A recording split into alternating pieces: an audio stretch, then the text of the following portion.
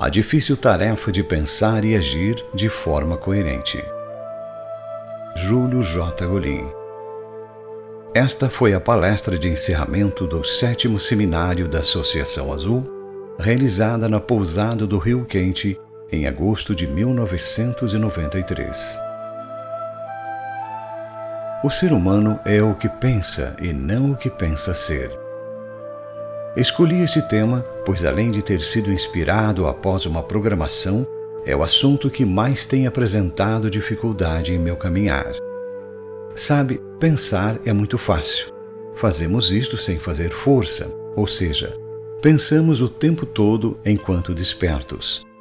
Agir também é normal para nós, e até agir corretamente para muitos é muito fácil ou normal, principalmente para aqueles que desenvolvem a habilidade de agir segundo alguns princípios éticos. Entretanto, pensar e agir de forma coerente não tem sido uma tarefa muito fácil para mim. E, para que juntos possamos fazer algumas análises e até encontrarmos alguns pontos onde possamos melhorar, vamos fazer classificações didáticas sobre a nossa forma de pensar e agir. Nossos pensamentos podem ser espontâneos ou escolhidos. Acredito que para todos nós esta classificação está clara, pois sabemos que certos pensamentos surgem sem nossa interferência racional e denominei-os de pensamentos espontâneos. Sabemos também que muito do que pensamos, de alguma forma, fomos motivados a pensá-los e este denominei de pensamentos escolhidos. Além desta classificação, podemos dizer que nossos pensamentos podem ser passageiros ou envolventes. Os pensamentos passageiros são principalmente aqueles que nem tomamos consciência que o tivemos. Os pensamentos envolventes são os que internamente produzem, com detalhes, toda uma realidade e que temos consciência deles. Ainda podemos analisar nossos pensamentos pelas imagens ou sensações e pelas respectivas emoções que produzem. Imagens ou emoções fracas, imagens ou emoções fortes. Muitos de nossos pensamentos produzem imagens ou emoções tão fracas que temos a impressão de que não existem. Entretanto, outros produzem imagens ou sensações tão fortes que chegam até ultrapassar o nosso limite de controle emocional, levando-nos a agir sem consciência. Evidentemente que quando dizemos o ser humano é o que pensa, estamos nos referindo a alguns pensamentos e não a todos. Acredito que os que fazem parte desse processo são principalmente os pensamentos envolventes e os que produzem imagens ou emoções fortes. Portanto, sempre que me referir a pensamentos que alterem nossa maneira de ser, de viver, estarei falando de pensamentos envolventes e, por consequência, de pensamentos que produzem imagens ou emoções fortes. Não é o que está no mundo que determina a qualidade de sua vida, mas sim como você escolhe processar seu mundo em seus pensamentos. Com isto, estamos lembrando que nós temos que assumir a responsabilidade nas escolhas de nossos pensamentos. Ter maus pensamentos todos nós temos, mas temos que cuidar para que sejam passageiros e produzam imagens e emoções fracas. Não existe nada de bom ou ruim, o pensamento é que torna as coisas assim. Ou dito de outra forma, as pessoas e as coisas não nos perturbam, nós é que nos alteramos acreditando que elas possam nos perturbar. Albert Ellis. Devemos assumir a responsabilidade sobre as coisas ruins que ocorrem em nossas vidas.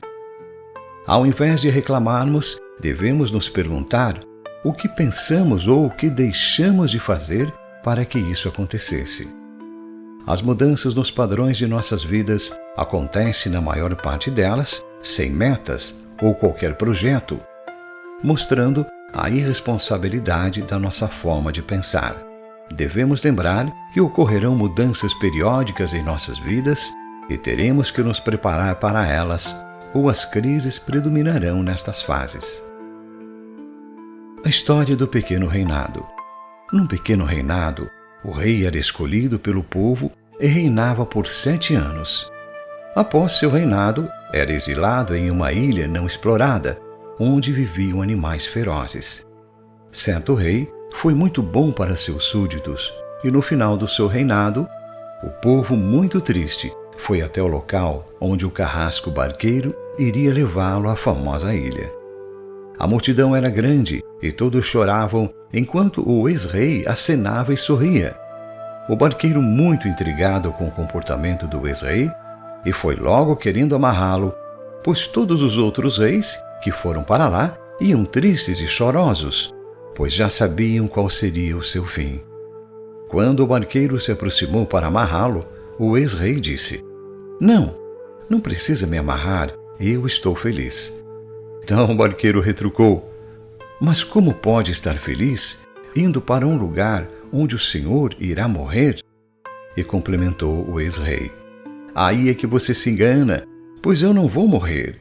Estou indo para as minhas férias merecidas, porque durante o meu reinado mandei meus servos para lá construir um castelo e matar todos os animais ferozes.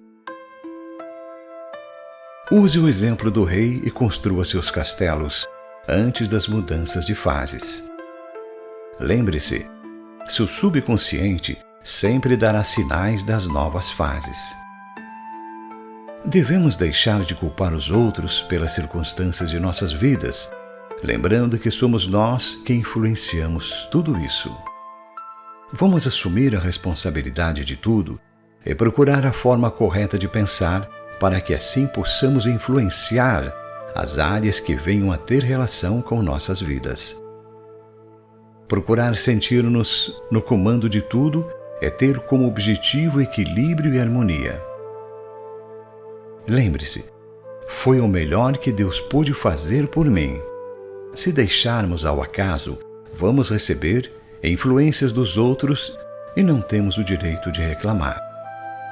Reclamar da nossa forma de viver é dizer que Deus é injusto. Podemos argumentar o que e como fazer para vivermos felizes? Lembro que nós sabemos meditar e usar melhor nossas mentes. Use o dom. Ou lembre-se, quanto mais tranquila ficar a nossa mente, maior será nossa capacidade de perceber que pensamentos e ações poderão determinar o comportamento em nosso meio. Com nossa percepção e orientando melhor nossos pensamentos, podemos criar uma vida literalmente sem limites. Assim, veremos os milagres acontecerem em nossas próprias vidas. Toda a criação do ser humano começa com um pensamento, uma ideia, uma imagem mental. E isto todos nós já sabemos. Entretanto, ainda continuamos nos envolver com pensamentos que nos enfraquecem e até nos destroem. Lembre-se, as formas de pensamentos, mesmo que se desconheça sua força, remodelam nosso físico. Podemos dizer que a forma correta de pensar gera força e a ausência de pensamento correto gera fraqueza. Assim sendo, podemos dizer que as fraquezas não existem de forma real, elas são ausência de força. Ou ainda, as fraquezas são efeitos, as causas são as ausências de força. Somos um misto de forças e fraquezas. Existem os que vivem na força, outros na fraqueza. As fraquezas deformam o campo que estrutura o físico, gerando as doenças psicossomáticas. Nossas fraquezas são nossos pecados, que tendem a solopar ou sabotar o bem que tentamos fazer. Procure pedir perdão e também se perdoe. Por que o perdão? Ele nos libera do passado e nos permite reorganizar o futuro. Sabemos que são nossos pensamentos que criam nossas emoções, mas nem todos sabem que função do nosso sistema de crenças, que emoções podem ser contrárias aos nossos pensamentos, gerando a famosa lei do efeito oposto. Observação. As dúvidas criam conflitos entre pensamentos e emoções. Lembre-se, nossas emoções desempenham um papel importante no que nós conseguimos manifestar. Nossas emoções devem seguir nossos pensamentos, assim nossa força tenderá ao máximo. Nós não podemos ter um sentimento sem antes ter um pensamento. Nosso comportamento é baseado nos nossos sentimentos. Todo o nosso comportamento é resultado dos nossos pensamentos. Nossas ações advêm das nossas imagens internas. Consequentemente, para termos sucesso em nossos objetivos, é preciso ter crenças que justifiquem a materialização de nossos pensamentos. O grande segredo é pensamento, emoção e visualização ao mesmo tempo e no mesmo sentido. Com esta forma de proceder, nós assumiremos o controle criador em nossa vida. E assim sendo, podemos concluir que a maior dádiva legada ao ser humano é a capacidade de criarmos nossa própria existência. Isto pode parecer muito complicado, porque não o percebemos. Geralmente justificamos que somos produtos do meio. Mas observe que os outros podem nos influenciar. Entretanto, nós temos o poder de aceitar ou rejeitar os efeitos de tais influências. Evidentemente, todos nós cometemos erros nas formas de pensar e de agir. Entretanto, devemos ter consciência que os erros não são prejudiciais em si. Ruim é a nossa atitude em relação a eles. Quando pensamos, usamos a energia pensamento para criar outras formas de energia. Estas, com certeza, se materializarão independentemente do nosso tempo. Seja seu melhor amigo escolhendo pensamentos que lhe deem força. Vamos juntos refletir sobre como pensávamos e como pensamos hoje. No processo evolutivo, o ser humano muda constantemente seu sistema de crenças, e isso faz com que seus pensamentos se processem de formas diferentes. Lembre-se, tudo que tomou forma em sua vida foi consequência de nossa forma de pensar.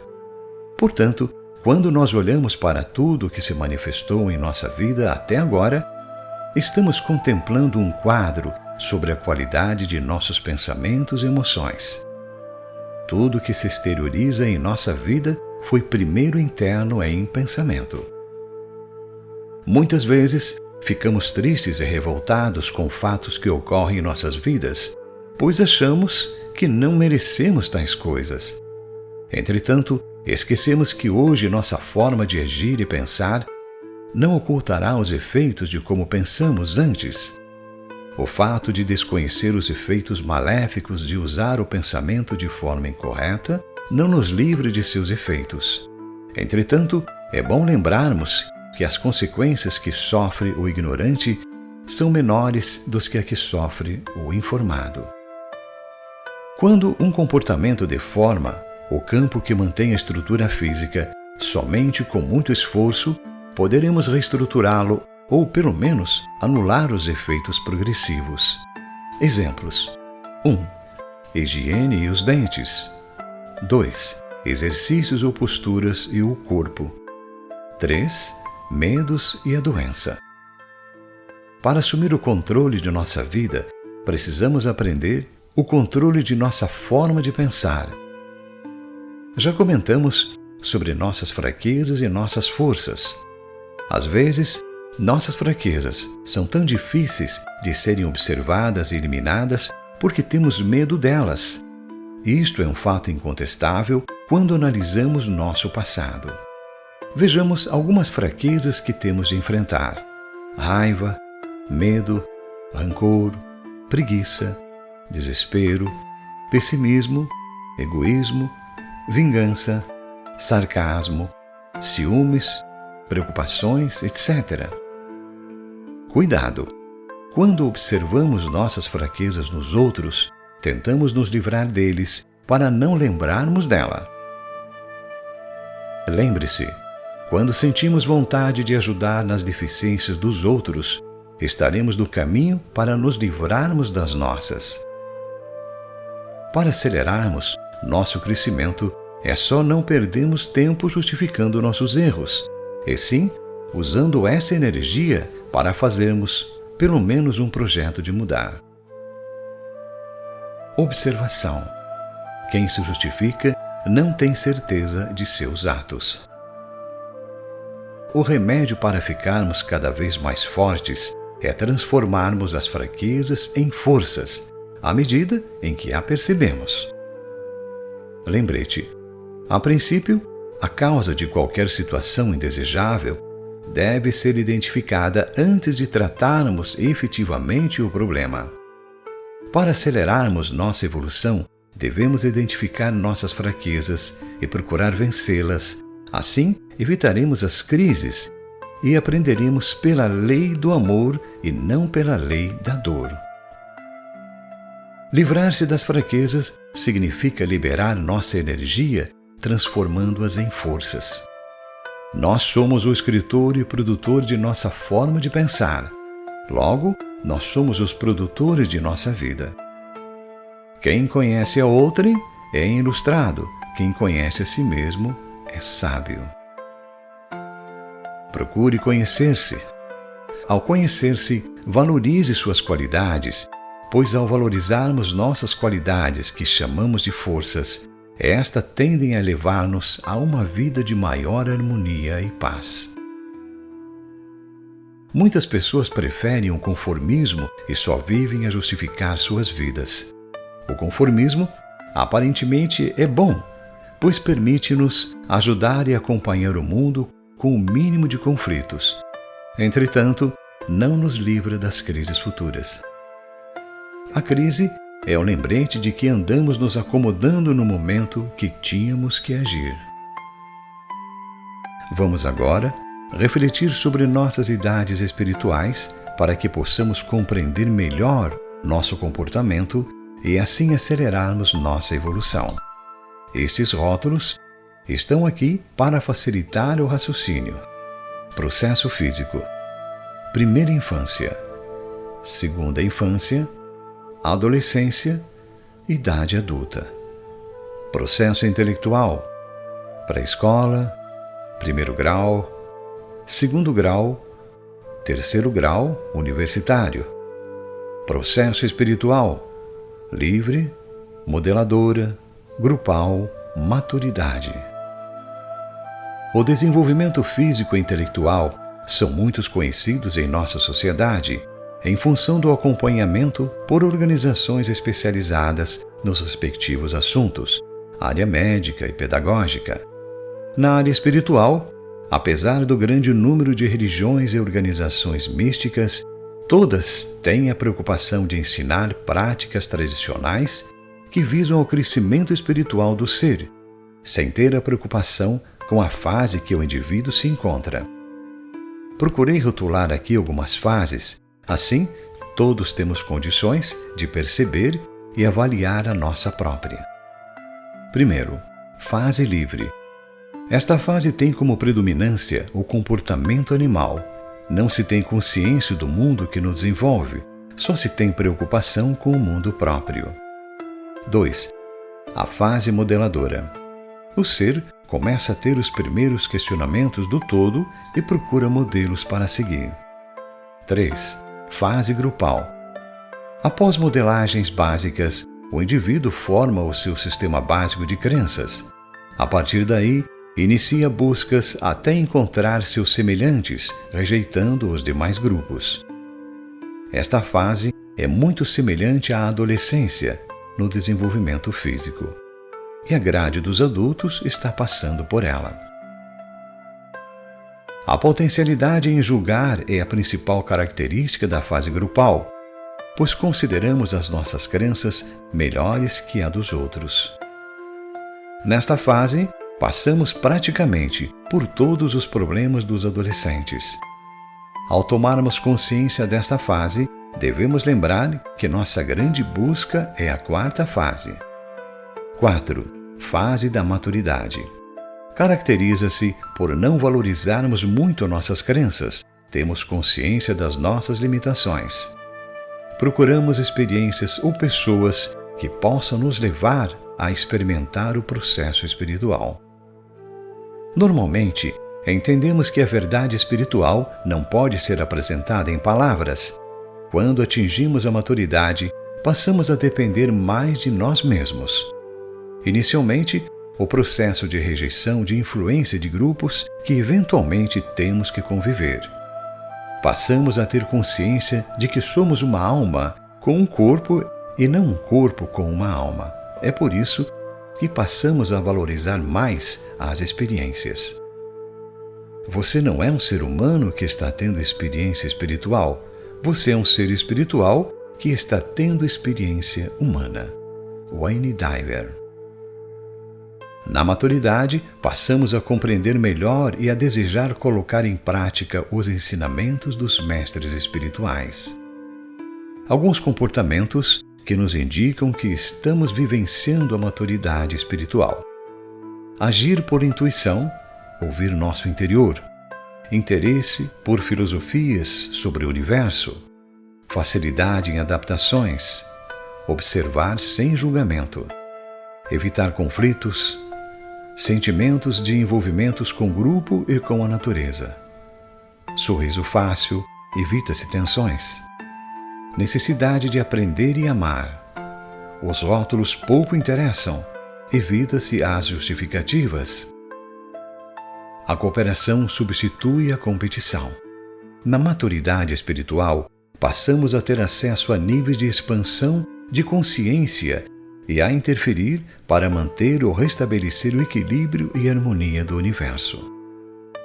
Ao procurarmos entender-nos e aproximarmos-nos mais das leis universais, tornamo-nos mais saudáveis e felizes. Passamos a sentir necessidade de ver acontecer o mesmo com os outros que, por qualquer motivo, cruzam as nossas vidas. Sentimos que quanto mais levamos pessoas a buscarem esta expansão, tanto mais estaremos contribuindo para nosso objetivo. Um mundo melhor em que viver. Obrigado.